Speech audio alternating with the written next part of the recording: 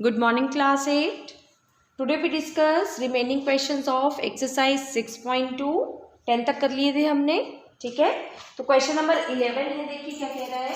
By selling a chair for ₹900, a retailer lost 10%. Selling यानी आपको selling price given है. Selling price of chair is ₹900 and loss is 10%. For what price should he sell it to get a profit of 10%?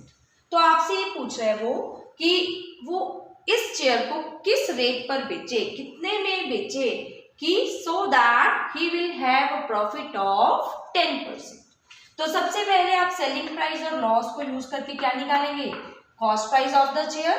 तो cost price देखिए, selling price आपको given है, आपको loss given है, तो कॉस्ट प्राइस कैसे निकालेंगे, क्या फार्मूला है हमारे पास कॉस्ट प्राइस का, selling price into 100 over 100 minus loss percent.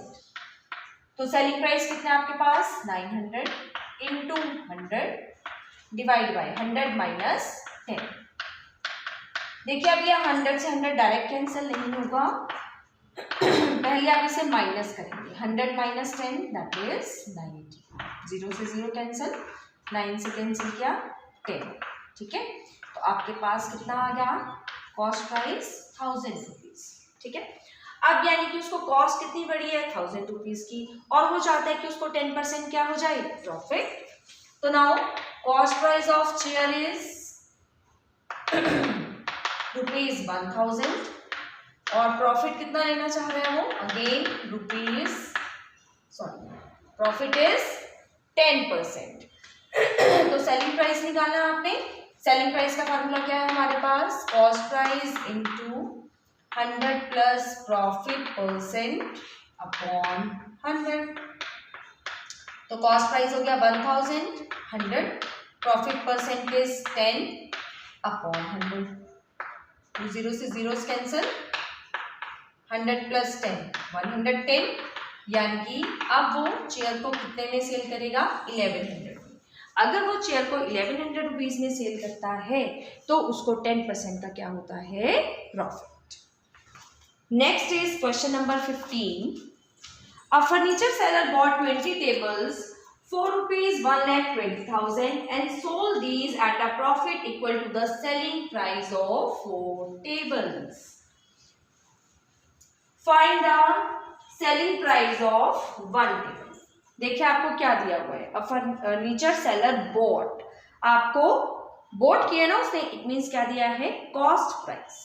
Cost price of 20 tables is rupees,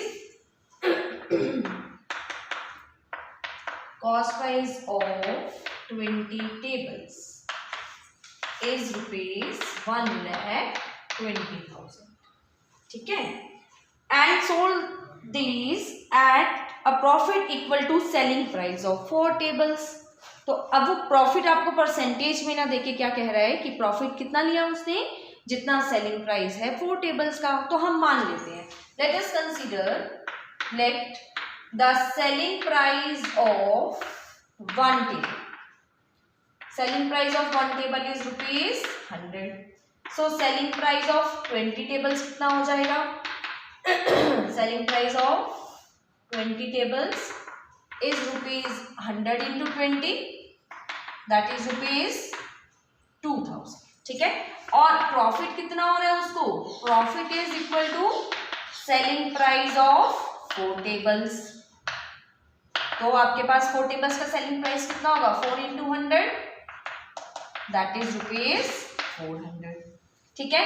देखिए अब आपके पास सेलिंग प्राइस है, प्रॉफिट है, तो मैं कॉस्ट प्राइस निकाल सकती हूँ।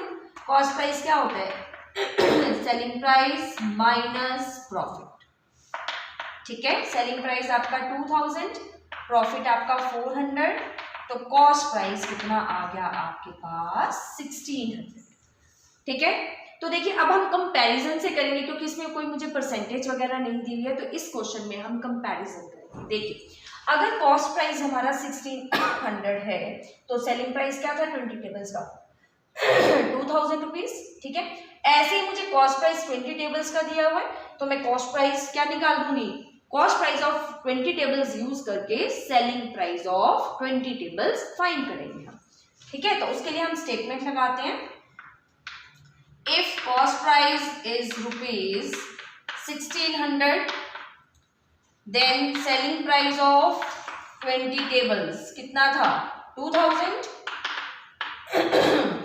and if cost price ₹1 then selling price of 20 tables is 2000 upon 1600 and if cost price कितना दिया हुआ है आपको cost price 20 tables का 1,20,000 then selling price of 20 tables is 2000 upon 1600 into 1,20,000। ठीक है, तो यहाँ से आपके पास सेलिंग प्राइस आ जाएगा 20 टेबल्स का।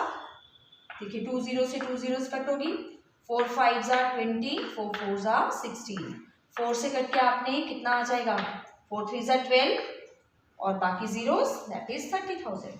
तो 30,000 into 5 that is 1,50,000। This is the selling price of 20 tables. पर उसने मेरे से क्या पूछा है, selling price of 1 table. So selling price of 20 tables कितना है मेरे पास 1,50,000।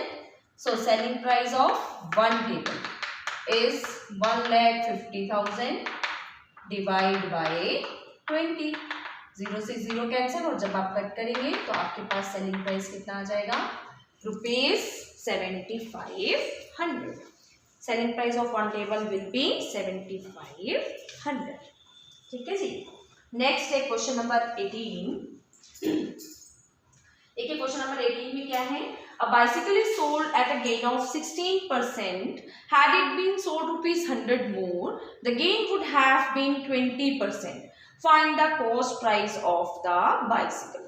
तो आपको क्या दे रहा है, अगेन कंपैरिजन कि अगर वो 16% पर सेल कर रहा है, ठीक है ना, और अगर 100 रुपीज वो एक्स्ट्रा लेता, 100 रुपीज एक्स्ट्रा पे वो सेल करता तो उसका प्रॉफिट कितना हो जाता 20%। तो आपने क्या निकालना है, बाइसिकल का कॉस्ट प्राइस। तो हम कॉस्ट प्राइस को ही लेट कर लेंगे, जो चीज आपको फाइंड करनी है हम उसे ही लेट कर लेते हैं। Let the cost price of bicycle is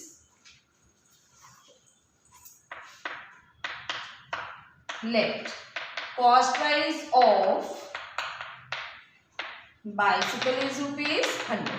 ठीक है ना, अब वो उसको कितने पे सेल कर रहे हैं, एट अ प्रॉफिट ऑफ 16%। 100 ले रहे हैं तो हम प्रॉफिट को डायरेक्ट 16 ले लेंगे क्योंकि परसेंटेज से 100 आपका कैलकुलेट हो जाएगा।